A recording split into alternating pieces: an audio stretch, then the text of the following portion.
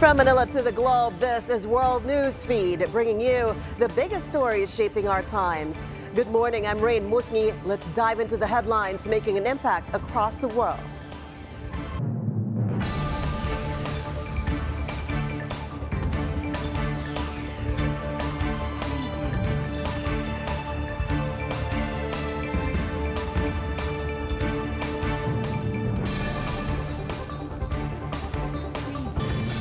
We begin with the first meeting between U.S. President Joe Biden and President-elect Donald Trump since the hotly contested elections. The White House says the longtime political rivals had very cordial and substantive talks on the Oval Office on Wednesday, both promising a smooth transition of power in January. It was, again, substantive, but I do want to take a little bit of a step back here because it's really important to note, and you're going to hear me continuing to say this over and over again, the importance of having a smooth transition, and importance of having an orderly transition. The president respects the will of the American people and wants to make sure that occurs. That is what he believes the American people deserve. The traditional courtesy of welcoming the president-elect into the Oval Office is one that Trump did not extend when Biden won in 2020. Trump made false claims of widespread fraud after losing then to Biden. The wars in Ukraine and Gaza also high on the agenda of Biden's meeting with Trump. The White House says the president stressed to the incoming leader that it was crucial to continue U.S. support for Ukraine against Russia. President Biden reinforced his view that the United States standing with Ukraine on an ongoing basis is in our national security interest. And it's in our national security interest because a strong Europe, a stable Europe, standing up to aggressors and dictators and pushing back against their aggression is vital to ensuring that we don't end up getting dragged directly into a war, which has happened obviously twice in the 20th century on the European continent. As for Gaza, the outgoing administration says it is ready to support Trump in resolving the conflict and bringing Hamas's American hostages home. Meanwhile, U.S. President Biden will meet his Chinese counterpart Xi Jinping on the sidelines of the APEC summit in Lima, Peru. The White House says Biden and Xi will likely hold talks on a range of global issues like Ukraine, Taiwan, and the South China Sea, and the friction between Washington and Beijing. The two countries have tried to keep tensions at bay, but China will now have to prepare for a potentially more confrontational period with the U.S. under Donald Trump. With respect to his meeting with President Xi, I don't expect him to pass messages. Obviously, President Trump, when he comes into office, will have his opportunity to engage directly with President Xi. But I will observe that transitions are uniquely consequential moments in geopolitics. They're a time when competitors and adversaries can see possibly opportunity because you have this change in government here. And so part of what President Biden will communicate is that we need to maintain stability, clarity, predictability through this transition between the United States and China. And he will also really reinforce the point that in order for us to manage this competition responsibly going forward, we have to sustain over the long term the channels of communication at every level, particularly the military-to-military level. Heading to Peru now as protests greet world leaders arriving for the APEC summit in Lima. Protests erupted across the country as Peruvians denounce what they call the looting of their natural resources. They also want their government to step down. Among those who have already arrived for the November 14 to 17 meeting are Australian Prime Minister Anthony Albanese and Vietnam's President Loong Quang. Heading back to the U.S. as President-elect Trump continues to assemble his cabinet. He has named firebrand Republican Representative Matt Gaetz as his nominee for Attorney General. In a statement, Trump said Gaetz will protect America's borders, dismantle criminal organizations, and restore Americans' faith and confidence in the Justice Department. Trump has also named Tulsi Gabbard as his Director of National Intelligence. The 43-year-old Gabbard is a former Democratic representative and now a critic of the Biden administration. Gabbard, a major in the Hawaii National Guard, had not been widely expected to be tapped for the post, as she's believed to have little direct experience with intelligence work. Now, are aliens flying around in space and even in U.S. airspace? And has the U.S. government been covering up UFOs? U.S. lawmakers are trying to get answers as they hold hearings on UFOs, also known as Unidentified Aerial Phenomena, or UAP. Several experts and resource persons were invited, including former intelligence and NASA officials. Our best tool for unlocking the mystery of UAP is science, but we cannot conduct a proper inquiry if the stigma is so overwhelming that just daring to be part of a NASA research team elicits such a vitriolic response. Therefore, one of the most important actions that can be taken relative to exposing the truth of UAP is to combat the stigma. And this is where I believe that NASA can be eminently helpful. As the saying goes, the truth is out there. We just need to be bold enough and brave enough to face it. In a time of heightened distrust of our government institutions, I believe more transparency is not only needed, but is possible. And obviously we can respect national security limits, but we also have to provide our constituents with the information and oversight that they have tasked us for. Up next on World Newsfeed, Paris under heavy guard as pro-Palestinian protesters take to the streets ahead of a soccer match between France and Israel. Stay with us here on BNC.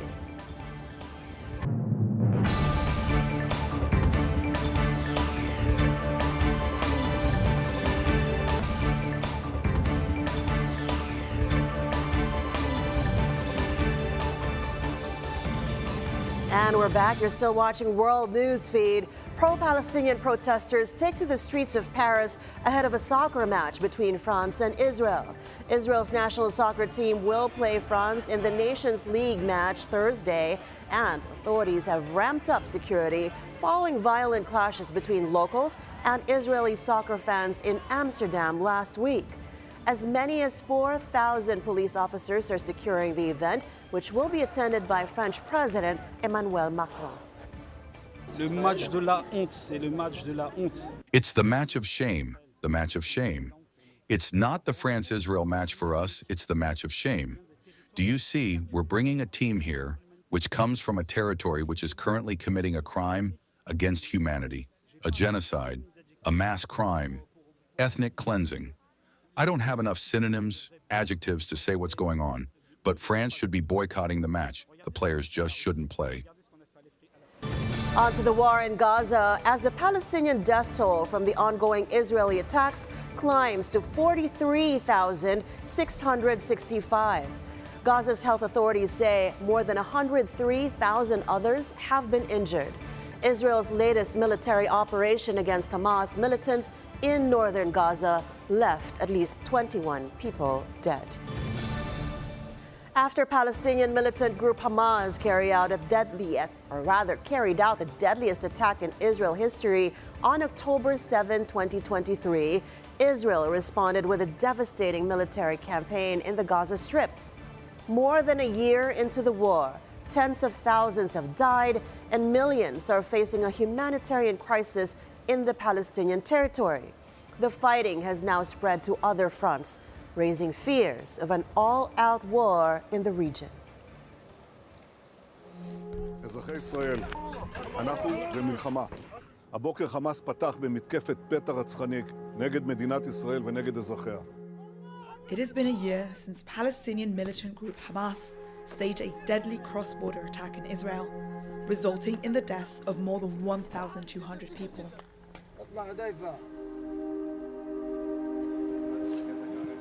The IDF needs to act. Hamas has to pay. During the attack, Hamas took 251 hostages back to Gaza. A year later, 97 are still detained, including 33 the Israeli army says are dead.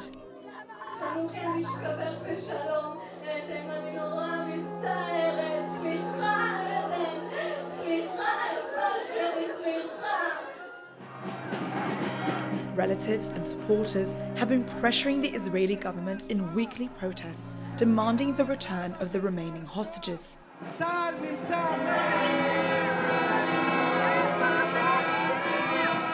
all honesty, it's tearing me apart. I think it's horrible. We have a situation that needs to be resolved. I am ashamed of my country, ashamed that he's still the Prime Minister. Enough is enough. Israel's withering retaliatory military campaign in response to the 7th of October attack has killed more than 41,000 people in Gaza, most of them civilians.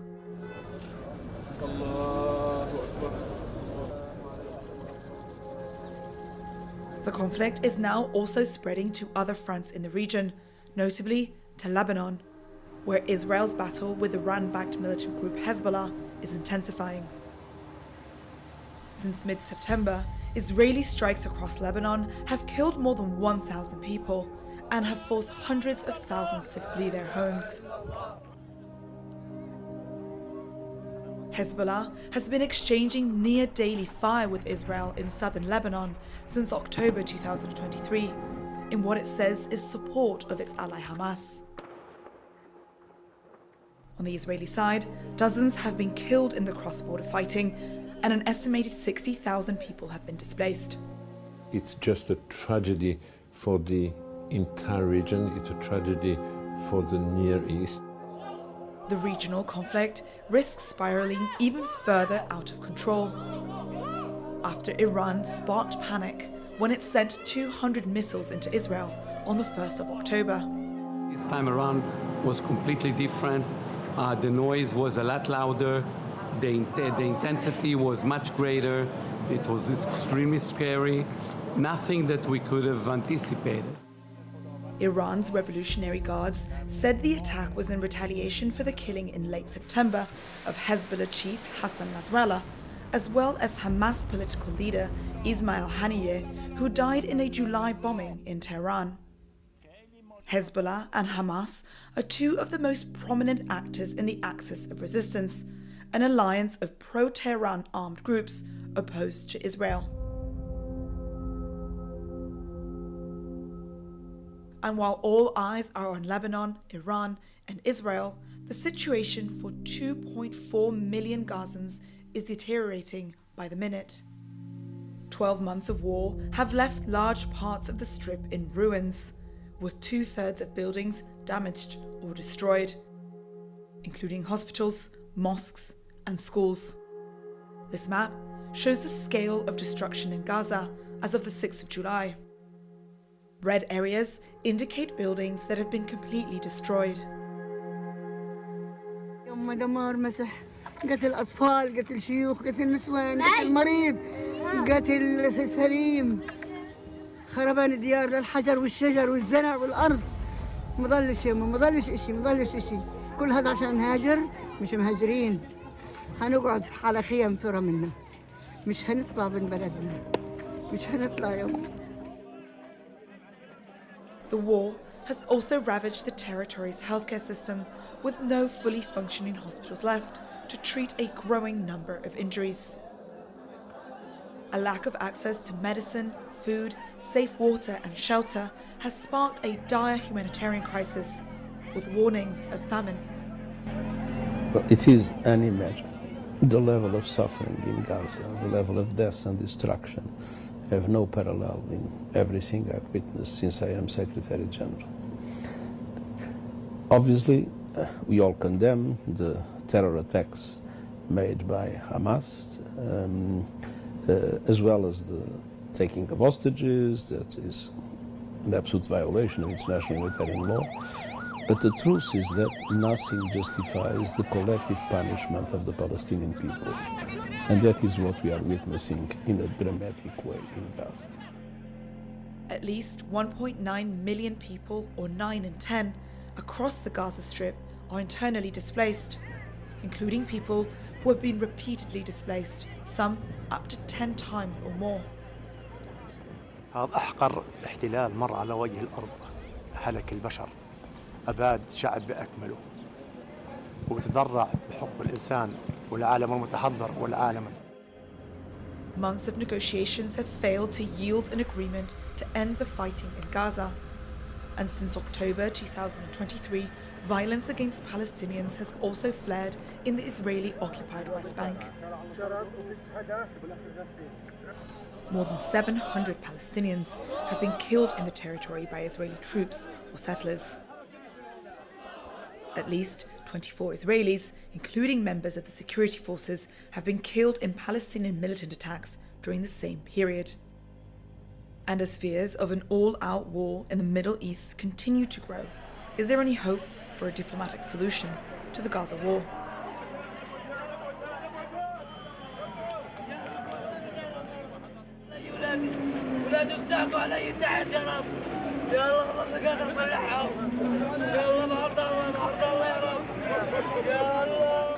Over the past year, South Africa has taken Israel to court, alleging the country is committing genocide against Palestinians. We as South Africans sense, see, hear and feel to our core the inhumane discriminatory policies and practices of the Israeli regime as an even more extreme form of the apartheid that was institutionalized against black people in my country. There is a tragic war going on, but there is no genocide. Some European governments have drawn Israeli anger by recognizing the state of Palestine. España aprobará en su Consejo de Ministros el reconocimiento al Estado de Palestina. Formal recognition of the State of Palestine here today is an act of powerful political and symbolic value. Look ahead. But analysts say only a radical change in US policy can stop the conflict. The United States has not been a trusted broker at all by both sides. It has consistently favored one side over the other. And I think that if you look at the previous 5 years or 10 years even, we see that the trend was to increasingly ignore the Palestinian cause. And while US President Joe Biden has pushed for a ceasefire, he has kept up military support to Israel, recently approving a new $8.7 billion aid package. The Gaza war has revived talks of a so-called two-state solution, where an Israeli and Palestinian state would live in peace. And we're back. This is World Newsfeed. Some royal news now as Britain's King Charles takes time off to watch Gladiator 2 in London. Charles arrived by car, then went inside the cinema where he greeted guests and the cast and crew. A follow-up to the hit 2000 movie, Ridley Scott's historical epic stars Paul Mescal, Denzel Washington, and Connie Nielsen. Gladiator 2 is set to be released in the UK this Friday, November 15th. Former world heavyweight champion Mike Tyson and YouTuber turned boxer Jake Paul show off their skills as they hold public workouts ahead of their highly anticipated bout this Friday. The 58-year-old Tyson will square off against the 27-year-old Paul at the AT&T Stadium in Arlington. Iron Mike has a 50-6 record with 44 knockouts, but has not fought a professional fight since 2005. Paul, meanwhile, has faced mostly former MMA fighters and has 9 wins and 1 loss. To my children, I'm nobody. And then that night, they're going to find out their father's very special. It's not about how long you've been doing something. It's about how good you do it. And on Friday night, people are going to see me outbox the person who's been doing it their whole life because of my team, everyone that's put in the work with me. And that's all for now. Thank you so much for joining us. I'm Raine Musñgi. Catch up with us again tomorrow when we bring you the world in 30 minutes only on World Newsfeed. Follow the Money comes next. Keep it here on BNC.